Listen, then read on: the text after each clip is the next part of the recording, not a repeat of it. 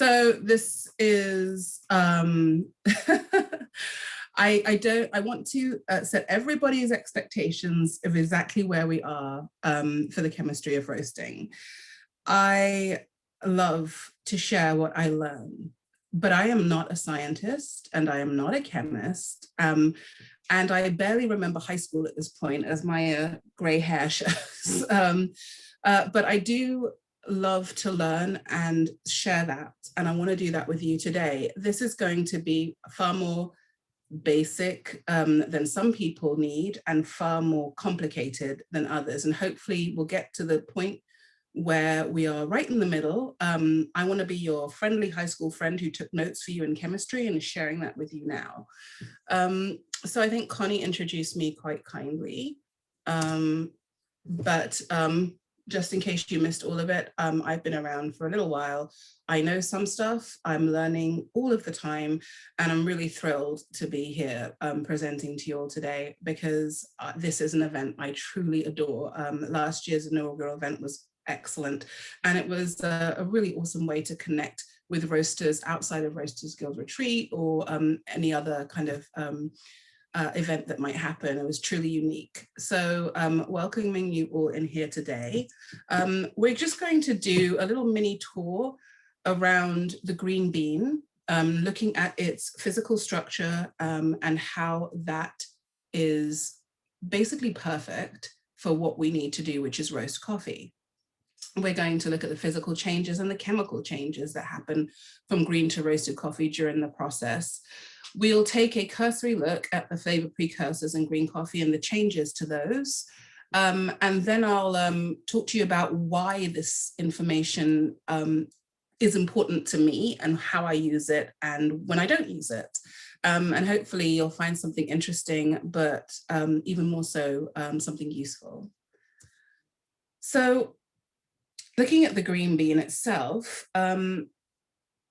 the physical conditions of it, and we're going to have a look at those right now, make it, for want of a better term, a perfect reactor.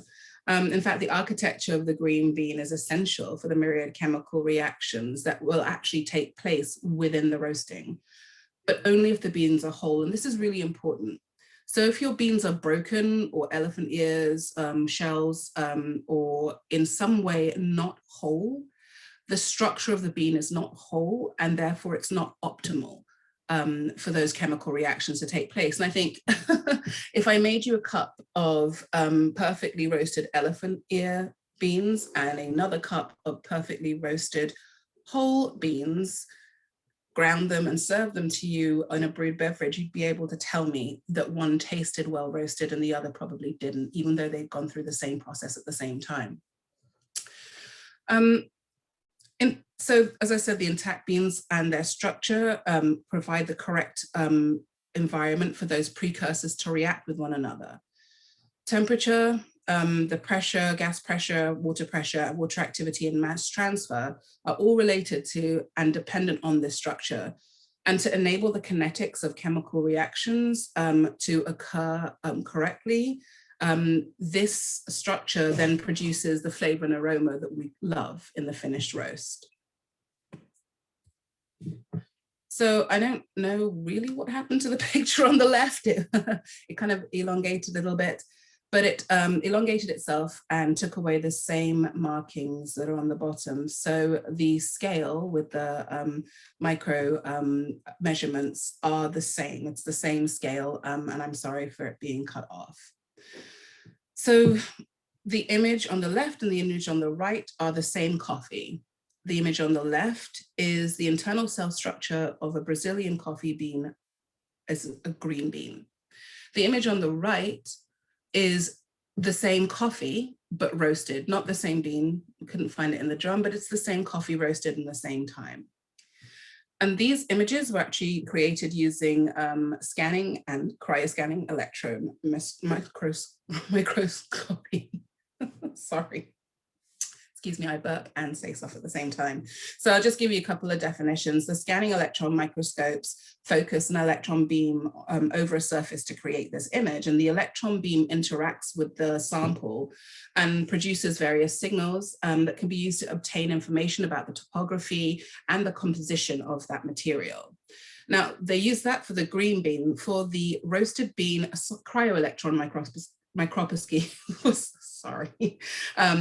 used. And this is pretty much the same process, but the material is frozen and hydrated and at a cryogenic temperature. So I think you just saw Stephen talk about, if you freeze something too slowly, what happens is the water expands and actually damages the material that you're trying to preserve. And in this case, it's especially important that they needed to preserve this material to give us this image without having to use dyes or fixatives or anything like that. They wanted the native state without any interference. And so that's why it was cryogenically frozen before it was scanned.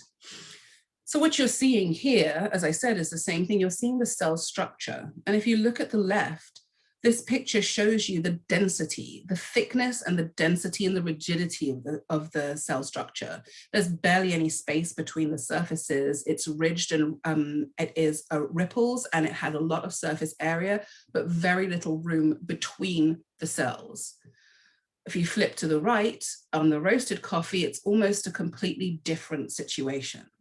Those cells are blown open, the cell walls are thin, and they're fragile, hence the cryogenically frozen bean.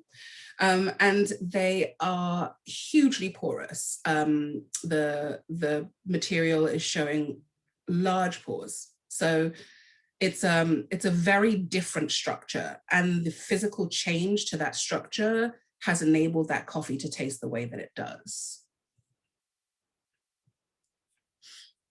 This is a cross section of a bean, again green, A, and B, roasted, and just to show you a different angle, but speaks to pretty much the same situation.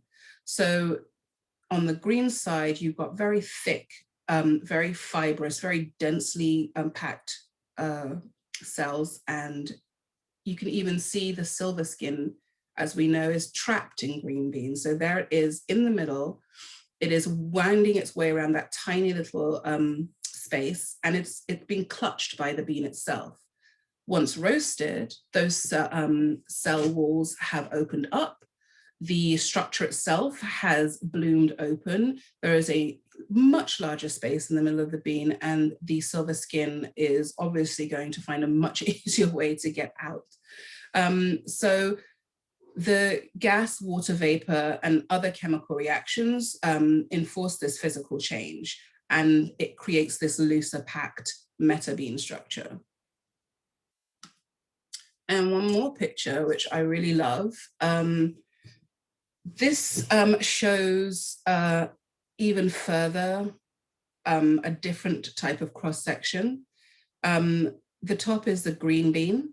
The bottom is the roasted bean. So coffee beans swell continuously through the whole roast. In some cases, some beans can reach twice their original size. Inside the bean, as we know, many chemical reactions are taking place and gas is being formed. And the pressure from this gas builds inside the bean and drives the expansion of volume. So moving from this really dense and tightly compact cell has complex intracellular organization. The native walls are not just incredibly thick, but as you can see, they're ridged. And they're ridged because they're reinforced with strengthening rings around the entire cell. And it gives the bean tissue an appearance like, honestly, they look like little grubs. I quite like that photograph. But it also explains the fact that if you drop some green beans in a hopper and try to grind them, you'll probably need a new grinder far more quickly than you'll need new beans. That is an incredibly strong structure. But dehydration and the myriad chemical reactions, as well as the expansion of the bean's volume due to gas pressure, as the coffee roast incur changes to this microstructure. And you can see it very evidently from the picture below that roasting destroys the native structure of the cell. When I talk about native structure, I'm talking about as found in nature. It's unadulterated. No one's kind of touched it. So Sorry, lost a train of thought there. So all of this has been destroyed by roasting, and ridding them of this ribbed appearance isn't just an appearance issue. This creates huge hollows in the bean that was previously dense. Now, when the bean is green, it has a layer of cytoplasm that is around the cells, and it's still intact. And as the cell framework becomes more and more degraded, the cytoplasm becomes thinner and thinner and thinner. This is important in a little while when we consider lipids, so please keep this in mind. So more and more of this cell's mass is being broken down into gas and water vapor, and the size is increased. The dynamic formation, the dynamic between the gas formation and the resistance from the construction of the cellular walls is a constant battle. And we know that at first crack, this is a battle that the bean loses and the vapor and the gas wins. So if we look then at the summary of these physical changes, let's take it line by line. We see dehydration. Fresh crop coffee, as we know, tends to have a typical moisture percent of around 11%. To be specialty, it should be 10 to 12, but I think I'll go with Steve and say 11.5 is safer.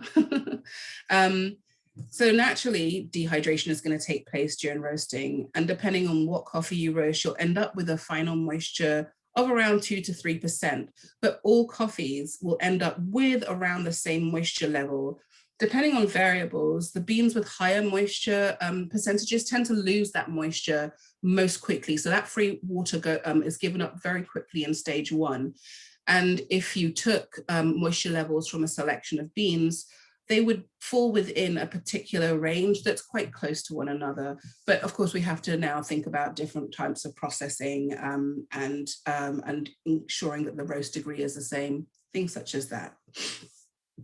So in actuality, although free moisture is of course lost during roasting, a small but significant amount of water is actually created through chemical reactions. And this water is vaporized in the roasting process, but it's available to the green beans for further chemical reactions. And it plays an important part in the kinetics of those chemical and physical changes occurring throughout the roast. This is because the speed of many of the important chemical reactions that include the major flavor precursors depend on the availability of this water. So if you think about reactions such as Maillard, they occur more slowly the more moisture that you have in the bean. In order for the Maillard reaction to happen, and if you're not familiar, please don't worry, we will be going into that. In order for that reaction to occur, you need a lower moisture content.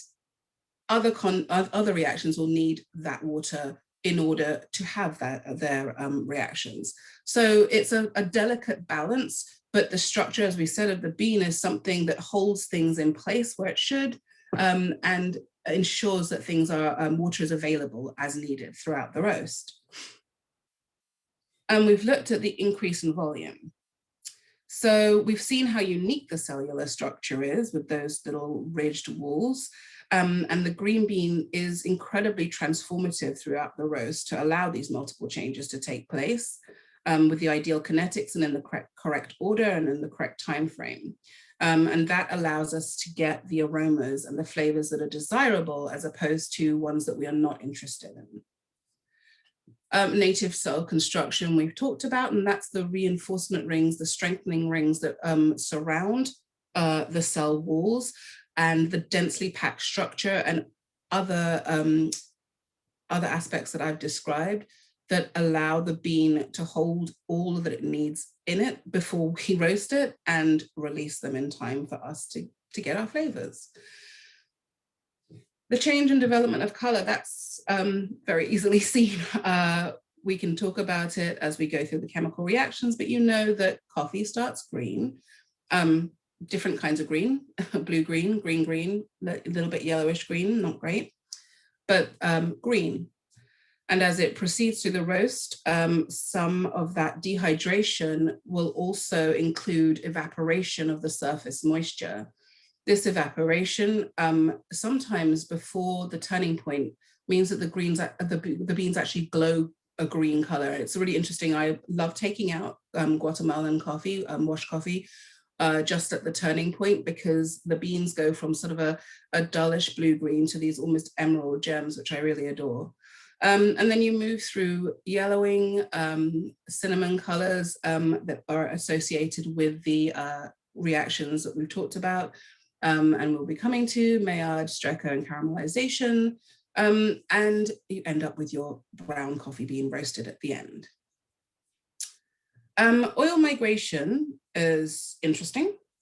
We're going to investigate chemical reactions with regard to lipids, but looking at the physical changes of the lipids and their placement in the green coffee to roasted coffee.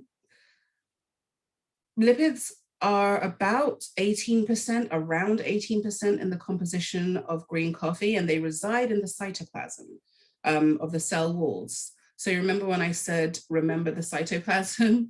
Those reinforced cell walls have a layer of cytoplasm, and oils are kept within that layer of cytoplasm. As we've just heard, coffee roasting destroys those cell walls and the native cell structure. The cytoplasm is therefore eroded and thinned out. And this breaks up the bodies of oil embedded in the cell walls and mobilizes it. So these lipids, under this pressure, this gas pressure in this newer structure, can be pushed through microchannels in the cell walls in the first instance, and they will produce minuscule droplets on the surface of the bean. If enough of these droplets meld together, they'll create a visible sheen or a sweat, or some people call it, on the bean's surface. The further into the roast you get, the more degraded the green bean is, the more evident the surface oil will be.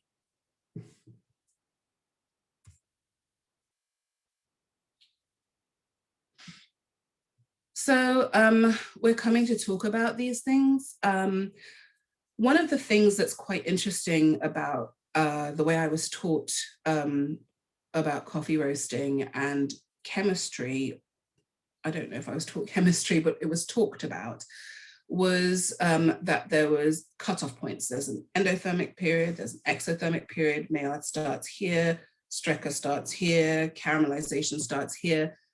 But that's not how the world works.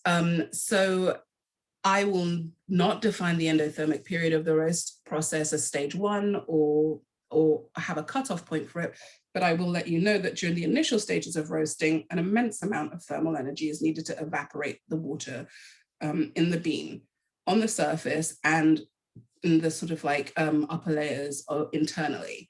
And we need this, as we've said, to induce various chemical reactions that occur in this phase and beyond.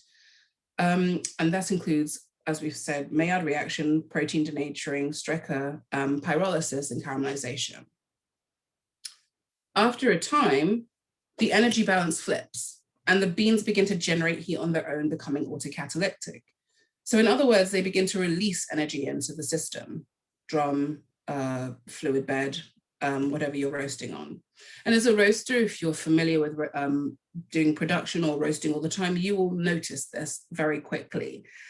You will be reducing the gas or the heat or the energy that you put into the drum, chamber, what have you, but that temperature will still rise. Yes, at a lesser rate, but it will keep rising because those beans are now reacting. They are reactors, they are energy generators, and they are working for you. So less and less heat will need to be applied in order, but your roast will still continue as you wish. Gas formation, as we mentioned, gas is created as chemical reactions occur during the roast inside the bean. Most gas formation occurs due to the Maillard reaction as well as pyrolysis. It forms slowly at first, but this generation speeds up during stage 2 and beyond. Although the formation depends on the roasting conditions, this rule of thumb is true for isothermal roasting. Isothermal means constant temperature. We know that we don't roast at a constant temperature. However, in the kind of pantheon of temperature ranges, how we roast is so narrow within that temperature range that scientists regard it as isothermal, as an isothermal process. I'm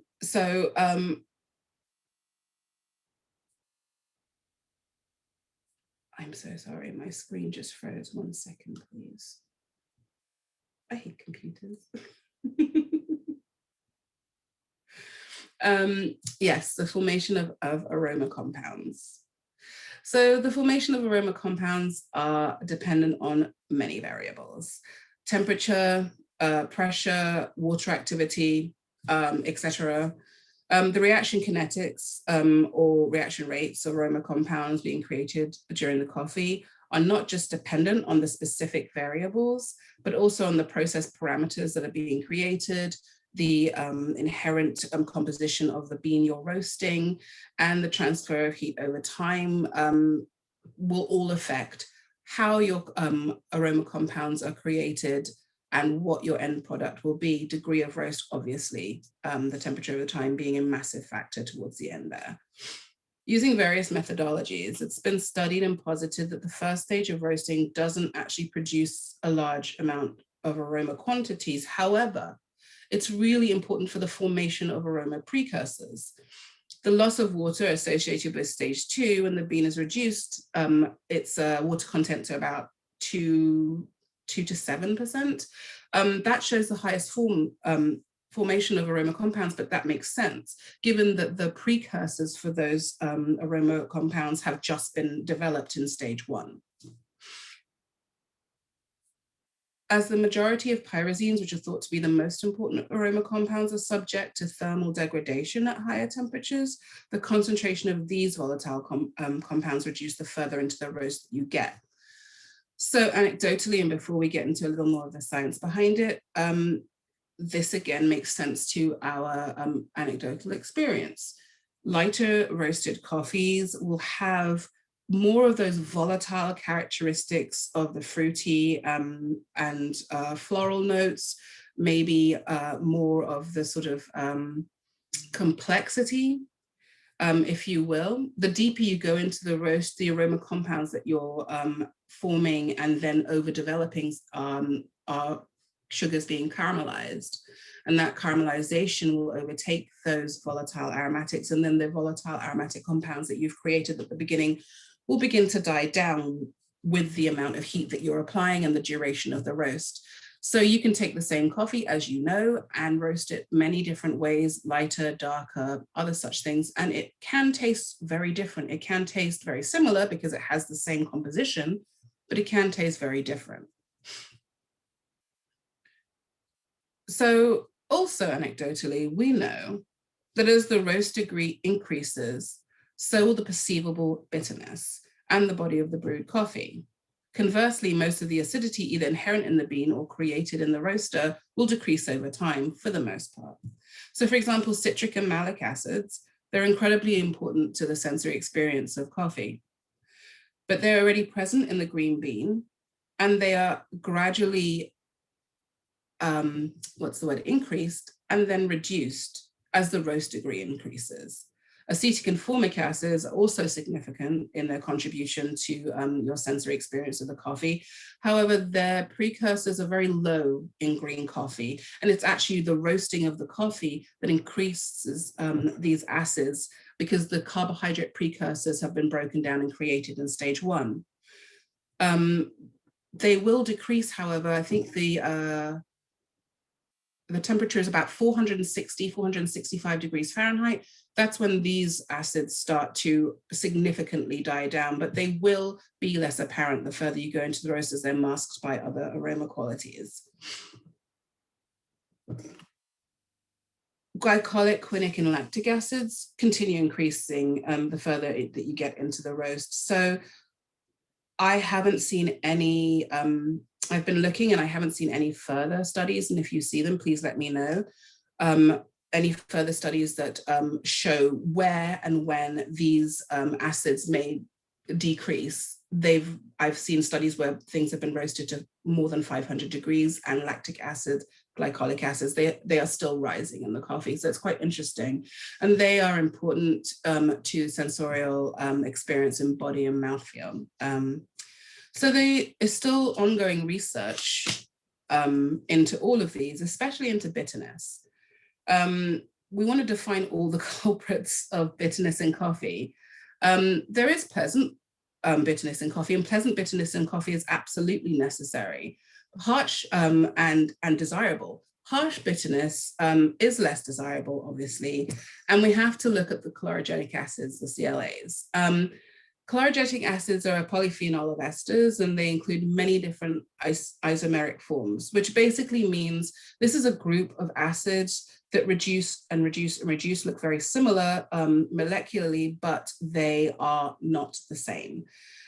Although they contribute a limited amount sensorially, chlorogenic acid lactones, which is one of the the byproducts, it's a product of a chemical breakdown, and the phenylalanides, they are very harsh, they linger, and they're associated with darker roasted coffee. So it makes a lot of sense that darker roasted coffees will be bitter because these acids are still breaking down into these undesirable lactones.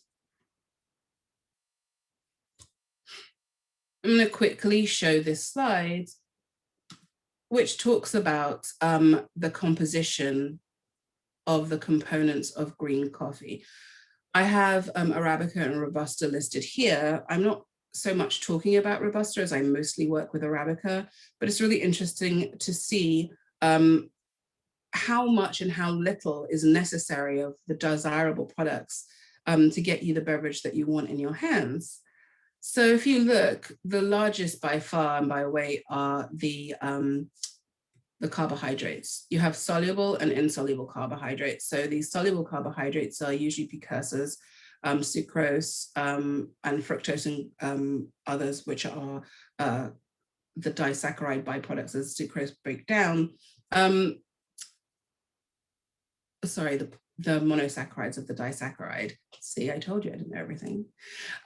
They are the aroma and flavor precursors. The insoluble polysaccharides, the insoluble carbohydrates such as hemicellulose, cellulose, and lignin, they are involved in the structure of the green bean itself. You have lipids, as we've spoken about, one of those being wax, the other being oil. The wax is mostly primarily on the surface of the bean. So green beans, if you touch them, feel quite smooth and a little slippery, and that'll be the wax. The lipid oils will be inside. Nitrogen compounds such as proteins and the free amino acids, not that huge in the green bean itself, but very, very significant. And look at the levels of caffeine and trigonolin. Trigonolin is a bitter alkaloid, as is caffeine. They are very, very small amounts in the bean, but they are, well, caffeine's my favorite drug. And they're very evident when in your experience of the coffee. So let's move on and kind of get a little bit further in, but not too further in to this little chemistry review. These are the precursors, the major flavor precursors in green coffee. And we saw the carbohydrates include sugars, the nitrogen compounds include proteins, amino acids, and such.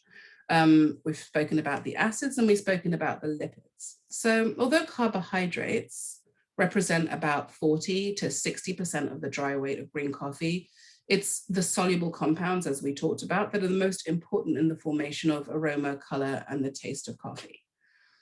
These precursors are more bioavailable for reactions. We can note this as the percentage reduces significantly from 20% available in green coffee to almost none in the finished product. Soluble carbohydrates are present in two groups: high molecular weight and low molecular weight. The latter group contains free sugars, trigonolin, and chlorogenic acids, which we spoke about, and the mono and disaccharides are present in minute amounts, but they're the heavy hitters, we said. They're essential in aroma formation during the Maillard stage and caramelization. And the sucrose is the disaccharide I mentioned. It's comprised of glucose and fructose and is the most important sugar in green coffee. It's present also in double the amount in Arabica versus Robusta, and that makes a lot of sense when you consider the sweetness of Arabica and the absence of that bitterness are what people really desire from Arabica. As the sucrose is degraded, its components will of course increase. However, nearly all the free sugars are used during the Maillard reaction. So that is the reason, again, for the very low percentage in the finished product.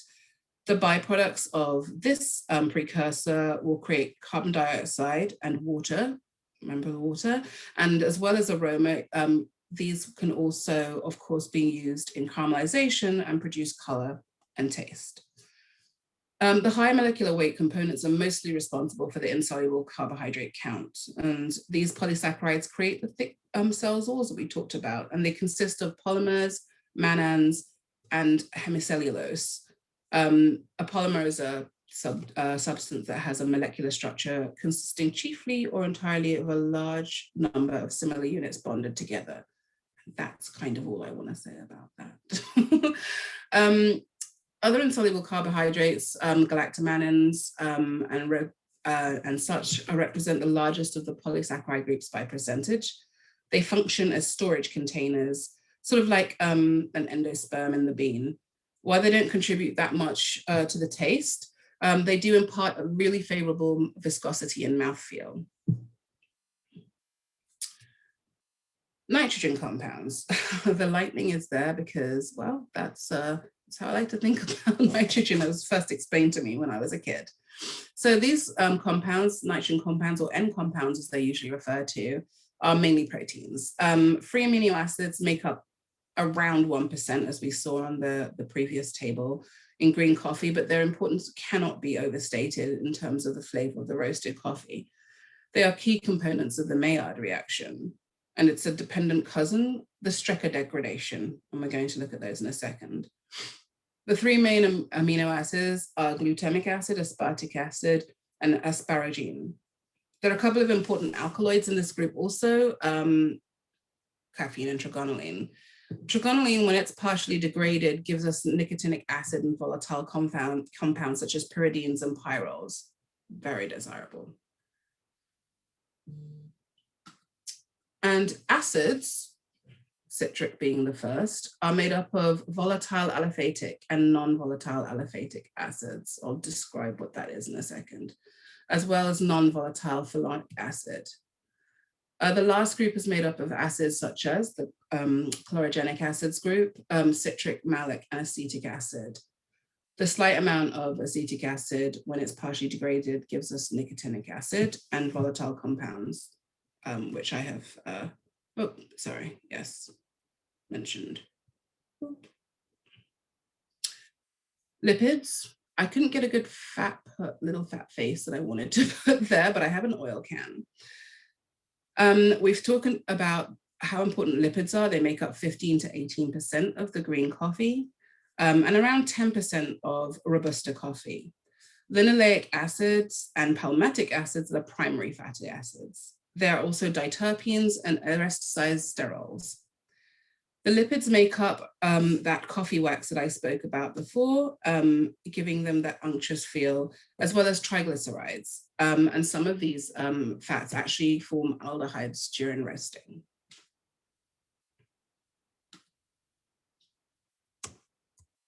There we go. So if we look at this, it's a slightly more digestible look at the same percentages that we saw on the left-hand side for green coffee, and these are for Arabica. On the right-hand side, the roasted coffee shows something very different. So we've got carbohydrates, we've got lipids, looking kind of the same, proteins, chlorogenic acid, minerals, aliphatic acids, caffeine, trigonylene, free amino acids, and ooh, what's that? We have a huge percentage of what's melanoidins. 25% of roasted coffee will have these.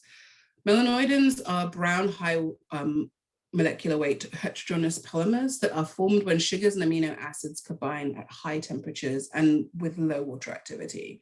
So these are actually formed towards the end of the Maillard reaction, which we are going on to now, and are mainly seen in formation of the Strecker degradation, which is a degradation reaction that is dependent on the byproducts of the Maillard reaction.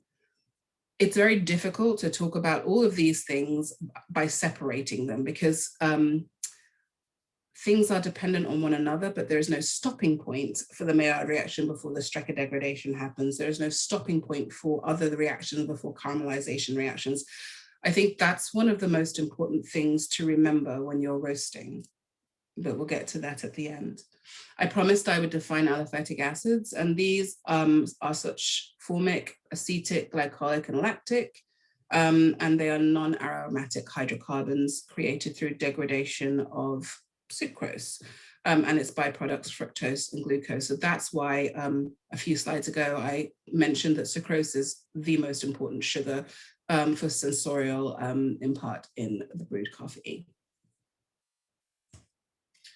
I love this picture, and it's just up here because it makes me feel confident that I can understand this. This is a really great schematic presentation. It's from, I've got my citing, my cite slide at the end. So it's from The Craft and Science of Coffee. It's a great research and reference book, and I have many, but I go back to that one a lot. I find this a very easy way to start visualizing how all of these things occur, what separate them out, what they all mean, and then how I can visualize what the byproducts or the components that they create, these chemical reactions or these compounds create. So you have the sugars and amino acids at the top, and you have immediately the caramelization, fragmentation, and Maillard and Strecker degradation pathways. So you can kind of visualize it much more easily in how those are used and react within the coffee roasting. The chlorogenic acids, the way that they break down and they're into lactones, the quinic acid, ferulic acid, caffeic acid, really, really useful. And I would just advise you to find any way that you can to connect with the material. This is just me showing you a way that I chose to connect with this material, and it made it a lot easier. The reason I'm not going into any detail on this slide is I tore my hair out. I did study organic chemistry about 25 years ago, thinking about what's a way that I can convey all of this information and, you know, in 1 hour. And then I realized, oh, I can't do that, because no one can do that, because this is an organic chemistry class and I'm not an organic chemistry teacher. So when I say to you, please ask me as many questions as you want, I'm still a student and I am still learning, and I invite and I want you to take this learning in hand and take it further, and then come back and tell me what I need to know. So I said that we couldn't, and it is fairly impossible to segment these. We look at the different stages because we have physical markers and visual markers, but it's very difficult to assign chemical reaction markers because that's not how chemistry works. I will try and keep things on the up and up, but there are many more reactions than one that we think about. Reactions as a layman that I can say but not describe, at least without having to read like a robot. Hydrolysis, enolization, cyclization, cleavage, fragmentation, then fragmentation recombination, that's Strecker, pyrolysis, polymerization. There are a ton of things happening, and none of these things are simple. They all involve very complex chemical pathways and reaction pathways, and many interlinked reactions. So I would say pass what you can, and if I'm not giving enough, let me know in the chat.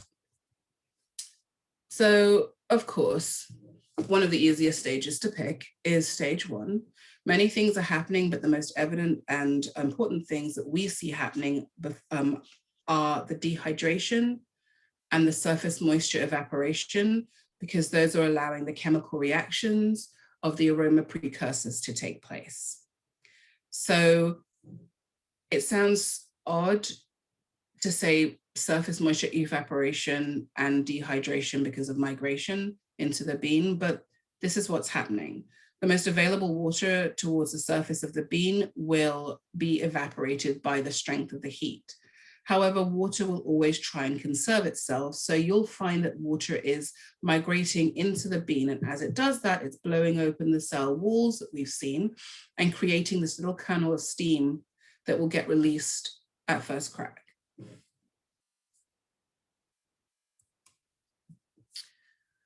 Stage 2 is what I was told is the coloring stage. There are so many colors and so many ways to get color. So I still refer to it as the coloring stage, but we have to embrace the fact that the coloring stage includes the Maillard reaction, Strecker degradation, and caramelization. So we touched on the Maillard reaction, and this is the one that most people are most familiar with, and will be yawning and logging off at this point. I get it. This reaction sequence is referred to as a non-enzymatic browning sequence. And simply put, let's refer it. Enzymatic browning is the process of food turning brown due to an enzyme catalyzed chemical reaction that takes place within the food. So if you cut an apple, you leave it open, cut an avocado, leave it open, you will see those fruits turn brown without you having to do anything else. And that's because an enzyme is being catalyzed on its exposure to air and oxygen and turns that fruit brown. However, a non-enzymatic browning reaction is the process of food or food substance turning brown due to a chemical reaction that's not catalyzed by an enzyme. So that non-enzymatic browning then requires another catalyst. In this case, it's heat. And it's heat combined with the absence of moisture. Excuse me, which is why stage 1's dehydration phase is so important, and that 2 to 7%, kind of around 4 or 5% moisture that's left around coloring time is ideal for the Maillard reaction to occur. So this browning reaction leads to a formation of lower molecular weight colored melanoidins. And this is a complex and cascading set of reactions where an amino-carbonyl coupling of reducing sugars and amino acids, and reducing sugars just means a sugar that has a specific molecular makeup. I do not want to go into that. So there's the coupling of reducing sugars and amino acids, otherwise known as peptides and proteins. The subsequent fragmentation of these products being produced and created, they recompose into volatile and non-volatile reaction products. So think of it as an amino-catalyzed sugar degradation that makes things smell good and changes color. So the Strecker degradation is that final reaction within the Maillard reaction complex cascading reactions, and uses the aroma compounds created when the initial Maillard reaction, so where the amino acids react with the carbonyl grouped molecules, it's dependent on other compounds that, as I said, were created during the Maillard reaction. And the melanoidins are a byproduct of this. So you can say the melanoidins are a byproduct of the Maillard reaction because in a sense they are, but they need those fragmented other products to react during the Strecker degradation to complete the melanoidin production. We talked about volatile compounds. Volatile compounds are simply organic chemicals that have a high vapor pressure at room temperature. So if you think about grinding coffee, if you smell it initially, it's very strong. And as it reduces, as the time increases and the ground coffee is just staying there, you'll notice that when you go back to sniff those grounds, there's little and less and less and less of that aroma evident. And that's because the volatile literally means volatile. They are quick to release, quick to escape. They are high vapor pressure. They're gone once the coffee is ground. But they are absolutely excellent for smells because they are so volatile that you get a blast, if you're lucky, straight up your nose. And they really, really do increase your pleasure. I mean, think about it. When the coffee is freshly ground, my goodness, it's not just the taste. That smell hits you right in between the eyes. So these volatile compounds include aldehydes, and aldehydes produce fruity green aromas. They include furans, which contribute to caramel odors, pyrazines, which kind of have an earthy scent, And there are sulfur-containing compounds that smell like quote unquote roasted coffee. There are others that don't smell as appealing in isolation, but within the other array of volatile compounds, they add a pleasing tone. And then there's galactocol, which has a smoky spice tone to it. So looking at caramelization, again, another process involving sugars. This is a temperature dependent process again, and it requires the oxidation of sugars. So they have their own point. Each sugar has its own point at which these reactions begin, which is again why there's no specified like temperature that caramelization starts at. As the process continues, chemicals are released and you get this characteristic caramel flavor. So your diacetyl is released, which is that caramel flavor. And as you keep roasting, or as you, I'm sure you've made toffee or some kind of sugar-based caramel at home. I know I have. As it increases, the color deepens of the sugar, it reduces, it becomes more intense. But there is a point where this sweetness and there's really desirable flavors become harsher and harsher, more bitter and almost acrid. And that is the end result that caramelization will take you to. It goes from lovely to not very nice at all. And then sort of happening at the tail end, same time of this and further on, is pyrolysis. And pyrolysis is the thermal decomposition of organic matter in the absence of oxygen. And that is the difference between pyrolysis and combustion. It is a combustion reaction, but combustion requires oxygen, pyrolysis does not. So, and this starts at around 370 and keeps going as you pass first crack.